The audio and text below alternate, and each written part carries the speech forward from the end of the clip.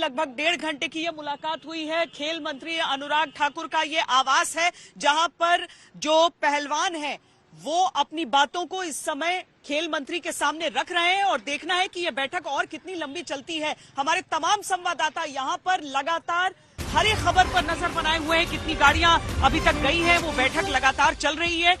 नितिन एक बार फिर उस ओर जा रहे हैं, लेकिन नितिन जाने से पहले एक बार मेरे पास आइए और ये बताइए कि जो खिलाड़ी हैं भीतर, जो जब बजरंग पूनिया से हमारी बात हो रही थी विक्रांत की और मेरी दिन में, उन्होंने कहा था कि इस्तीफे की तो हम मांग ही नहीं कर रहे हैं, हम तो कह रहे हैं बर्खास्त करो। वो कितने रिजिड हैं अपने डिमांड्स पर? नहीं, वो बिल्कुल रिजिड है और जो मेरे सोर्सेज मुझे अंदर से बता रहे हैं वो यही कह रहे हैं कि जो बातचीत चल रही है वहां पर साफ तौर पे यही कहा जा रहा है कि हमें सिर्फ और सिर्फ बर्खास्तगी चाहिए। नहीं, मतलब हमें बीच में कोई ऐसा नहीं है कि आप कहें कि चलो यार आप भी थम जाओ, आप भी थम जाओ। हमने एक, जैसे आईओए ने कह दिया कि एक पैनल हम अनाउंस कर सकते हैं, तो क्या ये हो सकता है कि आज रात उनको समझा बुझाकर वक्त मांग लिया जाए?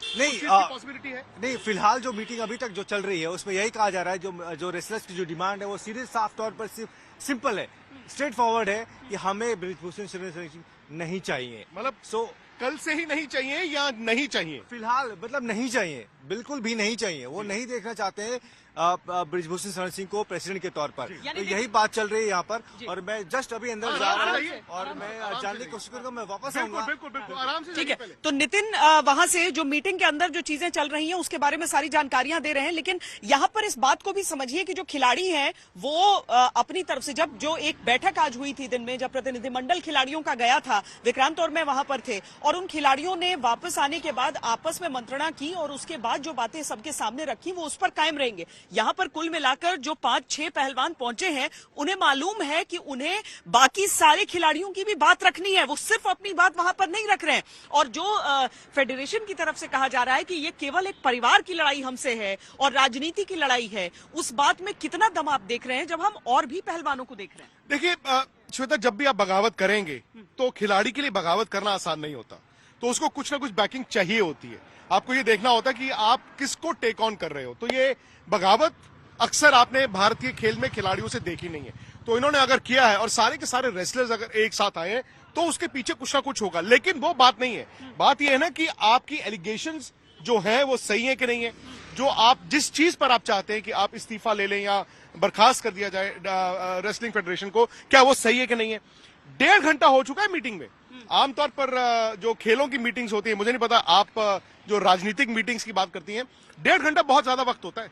10 बजे जो मीटिंग शुरू हुई हो 11:30 रात के बज गए हैं और अभी तक दूर दूर तक ये लग नहीं रहा है कि जल्दी खत्म होने वाली है, विच मीन्स कि अभी भी मसला सुलझा नहीं है और उलझा ही हुआ है। खेल और खिलाड़ियों के हिसाब से ये वक्त बहुत ज्यादा है। हिमांशु भी यहाँ पर हैं और क्योंकि इसमें पार्टी की भी राय बड़ी हो जाती है, लेकिन आपको उसके बावजूद नियम कानून के हिसाब से चलना है। आप जो आईओए की चिट्ठी जो आपने पढ़ी थी, जो पीटी उषा की तरफ से कहा गया है, ये कुछ हद तक एक ऐसा रास्ता निकाल सकता है कि खिलाड़ियों और संघ के बीच से उतना ज्यादा टकराव न हो, थोड़ा कम हो।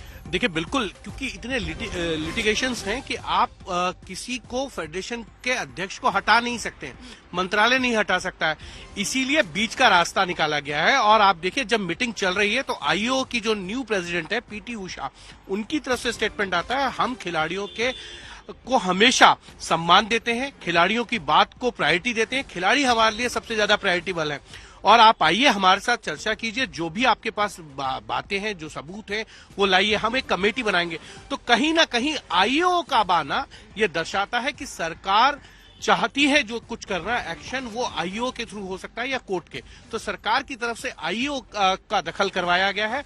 अब देखना यह है कि क्या खिलाड़ी मानेंगे या नहीं मानेंगे, क्योंकि ये दूसरे राउंड की बातचीत हो रही है श्वेता। और कहीं जो बात आप अभी पहले कह रही थी कि ये खिलाड़ी यहां से आज कुछ लेकर जाएंगे एश्योरेंस या नहीं लेकर जाएंगे, या फिर ये वैसा ही होगा जैसे 11-12 राउंड की किसानों के साथ मीटिंग होती थी और निकलता कुछ नहीं था, अंत में जाके जो कुछ हुआ वो प्रधानमंत्री को अनाउंस करना पड़ा। तो ये देखने वाली बात है खिलाड़ी मारने को तैयार हैं या नहीं मारना तैयार हैं, क्योंकि 2 कमेटी बन चुकी हैं, एक मिनिस्ट्री की और एक कमेटी बनाने की बात इंडियन ओलंपिक एसोसिएशन कर रहा है। तो ऐसे में अब रास्ता निकालना और उस पर सहमति बनाना नहीं बनाना, ये सारे जो पहलवान हैं, जो रेसलर्स हैं, उनके ऊपर डिपेंड करता है कि रास्ता बनाने के लिए अब वो स्पेस छोड़ेंगे या नहीं छोड़ेंगे। कल से वो जरूरी नहीं कि नरम होंगे, हो सकता है कि और सख्त हो जाएं। आज आपको अगर 100 लोग दिखें तो हो सकता है कल आपको 500 लोग दिखें, हो सकता है उसके बाद आपको 1000 लोग दिखें। तो ये जी क्योंकि इस साल आपको एशियन गेम्स हैं, इस वर्ल्ड चैंपियनशिप तो होती हैं, इस साल आपके ओलंपिक क्वालिफायर्स हैं, अगले साल पेरिस ओलंपिक्स है।